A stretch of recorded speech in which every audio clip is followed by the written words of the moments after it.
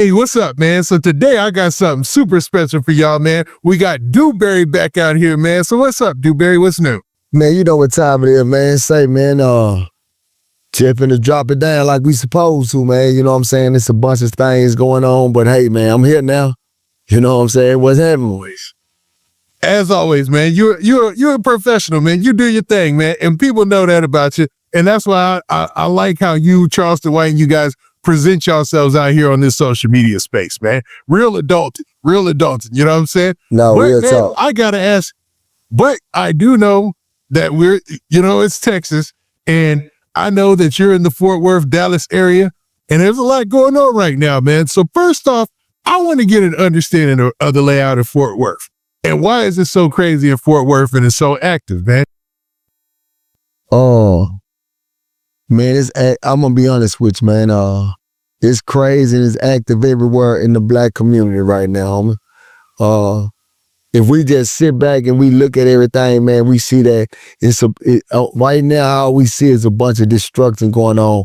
If you go back to listen to the drill music in Chicago, California, wherever you at, we watching a bunch of young black men just, I don't know what they getting this at, homie. So, man, I just feel like it's happening everywhere, all over the world, man. You know what I'm saying? And the thing that happened in Fort Worth, it's just a wake-up call. It's a major wake-up call. Because that's not the first time something like that happened, but it's a major wake-up call so we can start opening our eyes up and look at the bigger picture. Now, I agree wholeheartedly on that, man. You couldn't have said that any better. It seems like a black community issue at this point, you know what I'm saying? And not to say that there aren't black communities that are very affluent, that have a lot of money, but they kind of keep themselves tucked away from all of this. You know what I'm saying?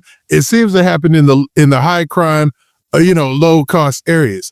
And the crazy part about it is, and I hate to piggyback off of that with a tragedy, but man, let's get to it, man, because as an older guy not an older guy, because you're still a young guy, but as somebody who's an elder statesman in hip hop or in this blogging space and all this, and being from the Dallas-Fort Worth area, knowing a lot of these guys, seeing them come up, I gotta admit, I met Lil Ronnie through your team. Your team got me in contact with Lil Ronnie. That's how we did our interview. And our dude was so humble, and he was so not outspoken about anything and just loved gambling, it seemed like. And today, I wanted to ask you about this tragedy that you kind of poked at there. So to preface that, let's talk about what happened. So Get Money Lil Ronnie, aka Hood Fame Lil Ronnie, was shot on Monday, and his daughter was also shot. They both tragically lost their life. There's been a manhunt since. There's been some findings, some arrests, and we'll get to that in a little bit. But initially, when you heard about the Get Money Lil Ronnie situation, how did you feel? Oh, when I heard about the shooting, I just look at it like this is what happens every day in the hood. You know what I'm saying? But when when a baby get involved with it, now that's when it get ugly. See, that's when it get ugly because now we got babies that can't grow up to be nothing. This when we step in at. See, this what the community is supposed to say, hey, stop, time out, it's over with. Come on, y'all. We need to make this right. We can't keep losing our babies to this foolishness, man. I had to go back and go look at something, man, and it just all the killing that was going on, the drive-by shooting from California, Chicago, and I had to look and see all the babies they end up losing their life, homie, to this. See, we got to look at the bigger picture, and the bigger picture is we can't say that kids are off limit because we giving the youngsters this title of being demons. When you a demon, man, you ain't got no heart. When did demons start having a heart, homie? When you pull up and you let off a couple of shots inside the car, you don't know who in the car. So we gonna stop deleting that where I don't think they knew that they was in the car. No, you didn't give a damn about who was in the car. Because if you gave a damn about who was in that car, certain things you wouldn't let loose like that. If you gave a damn about babies, you wouldn't do a drive-by shooting. See, we got to start looking at the bigger picture. We sit up here and we promote. We promote the people that promote the destruction, homie. We glorify them. We give them high five and we give them all the praise until we start losing our babies. Until we start losing our babies, homie. When we start losing our babies, that's when the community say, hey, what's going on? No, it ain't what's going on. It's what we need to stop. We got to stop praising this bullshit.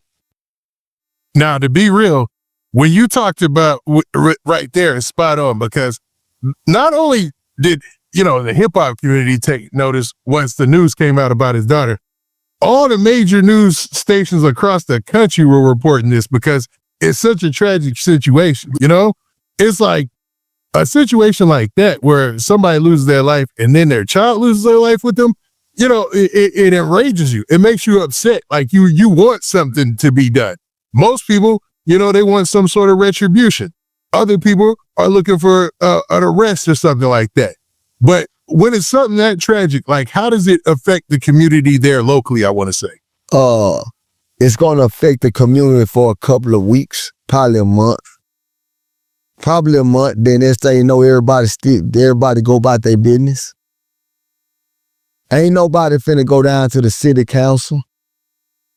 Ain't nobody finna go to the police station and say, hey, we need to do something about this. It's getting out of control in these neighborhoods. Ain't nobody finna do that. We still finna promote defund the police. We still finna promote defund the police. But we ain't came up with no solution to these problems.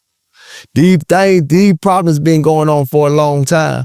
And for y'all who didn't know, not too long ago, it was 2 kids that lost their life at another car wash in Fort Worth. Ain't nobody talking about that no more. I gotta ask you this question. Yeah. Ain't nobody. I gotta ask you this question though. My bad, Dewberry. But I gotta ask you this question. What's the deal with the car wash? Like, is it just happenstance? Like or is that a hangout spot? Or what? I don't know how they do it down here, man, but you know what I'm saying? I get a couple of words that, a lot of people probably pretty much hang out at the car wash. That's where they probably sit back, chill at. You know what I'm saying? That's what they do down this way. You know what I'm saying? But, so, you could become a target, man. You could become a target at a fucking car wash, man. But I'm going to say this. We got to ask ourselves, what caused this problem? We got to ask ourselves this. We got to literally sit down and ask ourselves, what caused this problem? I heard Boosie say something. Boosie said, y'all must have heard Scarface. Scarface said, no kids. Do y'all remember the movie Scarface? He said, no kids, right? But I think Boosie forgot what Sosa said. Sosa said, everybody got to go. You see what I'm saying? You got 2 different mindsets. So there's going to be some people that go with this mindset, and there's going to be some people that go with this mindset. So my solution is, get out the streets. Get out the way. If you want to be a part of it, it's time to say, I'm not riding with my babies. I'm not riding with my kids. I can't go nowhere with my mama. It's time to say that. Let's keep it real, man. Because if I'm going to be out here playing in the mud, I need to protect my babies. So therefore, I'm going to leave them alone. I'm going to keep them out of the way. You get what I'm saying? Yeah, and and to your point, there was some drill rappers who came out and talked about that. You know, him knowing he had beef, or I don't even know if knew he had that beef or whatever. But having your kids there with you when you in it, you know what I'm saying, is like usually a no-no, and that doesn't excuse what those guys did. I'm not excusing that at all, but it's scary that he thought he was that safe. I mean, knowing Lil Ronnie, did you get a feeling that he had this kind of situation going on out there? Man, I'm just going off of what I see because I don't know none of these boys personally, bro. But one thing I do know is that, you know, I played street ball before. So when I play street ball, I understand that, you know, if I got some partners and they participating in something and they got to do with the streets, I'm involved in it too. So you always got to be on point about that. You see what I'm saying? And every action causes a reaction. Every action causes a reaction. People who underestimate people, and I always tell people, don't never underestimate nobody. Don't never underestimate nobody. And I say that for a reason, because sometimes you can think you so big and so untouchable, and the littlest person on the world can be the one to end your career. It ain't about money. It ain't about none of that. You give a gun to a broke with nothing, you gotta kill him. You gotta kill him, man. So I look at these situations and like the drill rappers talking. Man, y'all be quiet. Stop talking. Be quiet. Y'all done promoted too long. You be quiet. Y'all done promoted. If you still represent, if you still walk around and you gang banging, don't say nothing about this tragedy. Because how many houses that y'all done shot up? Y'all didn't give a damn who was inside that house. How many cars y'all done shot up? Oh, you mean to tell me that, oh, y'all pulled up on the side and looked in the car and said, let's make sure there ain't no kids in the car. I ain't never known no gangster to do that. They just go pull up and let loose. And whoever in the car get work. So we gotta wake up and realize that when I'm hearing these gangsters and these street niggas talk about this situation, I'm telling them, what y'all gonna do to make these situations better? Because tomorrow somebody else finna get themselves hurt. Matter of fact, a couple hours later in Dallas, 2 months, I shot up at a gas station, homie. So I'm asking the people, what is the solution? What's the solution? Like, what is the solution now? We see the problem. What's the solution? When we gonna man up? When do we wake up and say, man, time out is over with? When do we wake up and say that? We can't keep looking at tragedies and overlooking it like, okay, 2 months later, we done forgot about this and it's back to regular routine. You know that's what's gonna happen, right? Yeah, that's usually what happens. Come on, homie. Come on, man. And it's sad, but it's true. And people can say what they want to say. I say, when you look around, I'm gonna be honest with you. Black folks, y'all almost extinct. Y'all almost extinct. Y'all ain't got that much time left. Y'all almost extinct, homie. And it's sad, but it's real. Your kids now don't even want to date another black to keep the race going. They starting to go outside the race now, homie. Because people don't want to be around no more. People tired, homie. I'm tired. I'm tired, homie. You think I want to be around? Man, I want to be so far away from that's talking that street talk. I want to be so far away from talking that gang talk. Come on, homie. Now we got platforms. They hearing my voice. But the people that's promoting the destruction, you think they want to hear my voice to tell these stop goddamn hurting each other?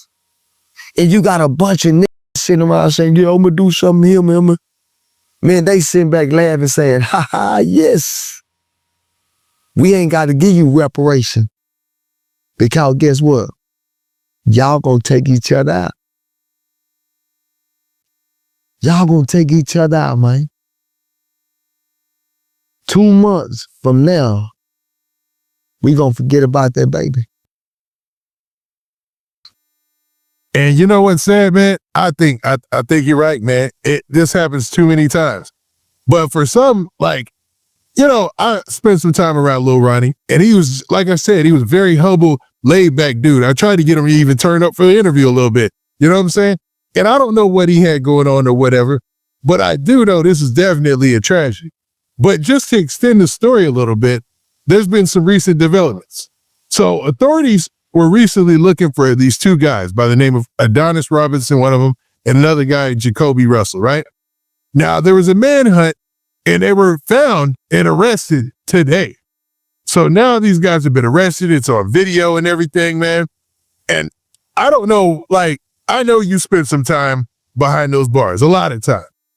Do you think when these guys get locked up, that there's going to be any type of retribution for what they did? No. No. No. And the reason why I say that is because of this. Man, do you know how many people that I done ran across that's locked up for doing something that's locked up for shooting an old lady, shooting an old man, hurting a little. You know how many people that's locked up for that? It's a bunch of them.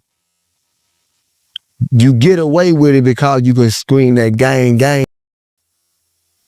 You scream that gang, gang. You get away with it, homie. I know I heard that was rivals and they wanted to tear each other head off. But when they went to prison, they became best friends. They went to eating spreads with each other. They went to talking to each other about, no, wasn't my fault, man. That was a misunderstanding. Now they getting an understanding with each other in prison. But in the world, they busting at each other, trying to do everything to each other. But when they go to prison, they seem to get everything tight. And I never understood that. And I always say this story, and I'm going to say it again. When I was doing time, I was in the fields. Man, we had a white boss, man. Big old named Peacock. Had a big old red nigga. I always remember this, and I'm always gonna speak about it. He told another field law, he said, I'm doing something the police can't do. And Cook said, what's that? He said, I got Bloods and Crips working together. And in my mind, I thought about that.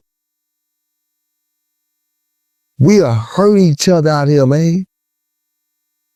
Man, we'll do everything to each other, but go inside the penitentiary and become friends.